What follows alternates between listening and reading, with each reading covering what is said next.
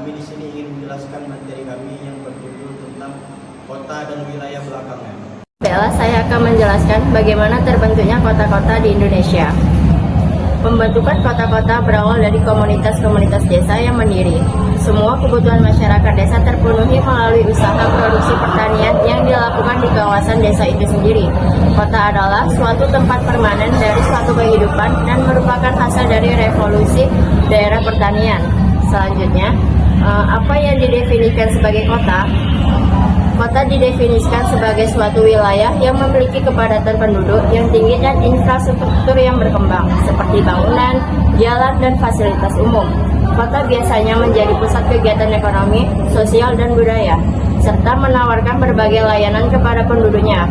Selain itu, kota juga seringkali memiliki pemerintahan lokal yang mengatur urusan administratif dan pelayanan masyarakat. Baik, di sini saya akan menjelaskan keuntungan berlokasi pada tempat konsentrasi. Berada di tempat konsentrasi memiliki beberapa keuntungan, antara lain yang pertama itu ada aksesibilitas, yang kedua itu ada jaringan, yang ketiga itu ada ekonomi skala, yang keempat itu ada inovasi, yang kelima itu ada pemasaran, yang keenam itu sumber daya manusia. Dengan demikian, berlokasi strategis dapat memberikan keunggulan kompetitif yang signifikan bagi sebuah bisnis. Selanjutnya saya akan menjelaskan tentang hubungan antara kota dengan wilayah belakangnya dapat dibedakan menjadi dua, yaitu generatif dan parasitif. Generatif adalah hubungan saling menguntungkan dan mengembangkan antara kota dengan wilayah belakangnya. Kota generatif adalah wilayah pusat yang menjalankan berbagai fungsi untuk dirinya sendiri dan wilayah belakangnya. Parasitif adalah hubungan di mana kota tidak banyak membantu atau menolong wilayah belakangnya, bahkan bisa mematikan usaha yang tumbuh di wilayah belakangnya. Saya di sini akan menjelaskan pusat pertumbuhan. Pusat pertumbuhan adalah kawasan atau wilayah yang memiliki pertumbuhan yang besar dan akan mempengaruhi pertumbuhan wilayah di sekitarnya. Pusat pertumbuhan memiliki beberapa ciri, yaitu memiliki banyak fasilitas dan kemudahan. Terdapat hubungan internal dari berbagai macam kegiatan, terdapat efek pengganda, terdapat konsentrasi aspek geografis dari berbagai sektor atau fasilitas, mendorong daerah belakangnya. Saya akan menjelaskan teori hierarki perkotaan. Hierarki perkotaan merujuk pada struktur, organisasi atau tata letak kota-kota dan suatu wilayah yang mengelompokkan kota-kota berdasarkan ukuran, fungsi, dan peran-peran mereka. Biasanya hierarki ini dibagi menjadi beberapa tingkat seperti 1 kota besar, 2 kota sedang, 3 kota kecil, dan 4 desa. Jadi di sini saya akan menjelaskan berbagai metode yang digunakan untuk menetapkan orde perkotaan.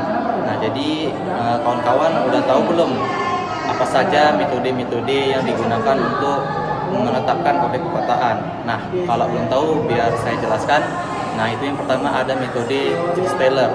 Nah, metode Triesteller itu adalah perbandingan jumlah penduduk antar kota orde lebih tinggi dengan kota setingkatnya lebih rendah sebanyak 3 kali lipatnya. Nah, yang kedua itu ada metode hierarki perkotaan. Nah, hierarki perkotaan adalah kota yang lebih besar memiliki wilayah pengaruh yang lebih luas dan kota-kota kecil yang tergantung dari kota besar termasuk dalam daerah pengaruh kota yang lebih besar. Kota yang paling besar wilayahnya pengaruhnya diberi ranking 1 dan seterusnya. Nah, yang terakhir itu ada metode gabungan beberapa variabel. Nah, variabel yang umum dianggap berpengaruh dalam menetapkan orde perkotaan adalah jumlah penduduk perkotaan. Sekian dari saya, terima kasih. Assalamualaikum warahmatullahi wabarakatuh. Baiklah, saya akan menjelaskan materi tentang beberapa permasalahan yang dapat terjadi dalam menetapkan orde perkotaan. Yaitu yang pertama ada urbanisasi yang tidak terkecuali. Urbanisasi yang berlebihan dapat menimbulkan berbagai masalah. Yang kedua yaitu eksploitasi sumber daya alam. Eksploitasi sumber daya alam di kota-kota besar dapat mengurangi potensi persediaan pangan. Yang ketiga yaitu konversi lahan pertanian. Konversi lahan pertanian produktif menjadi kawasan permukiman, perdagangan, dan industri dapat mengurangi potensi persediaan pangan.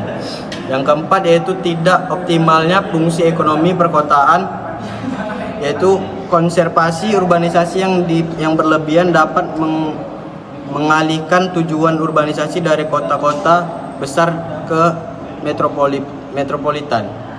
Dan yang kelima yaitu masalah lingkungan hidup.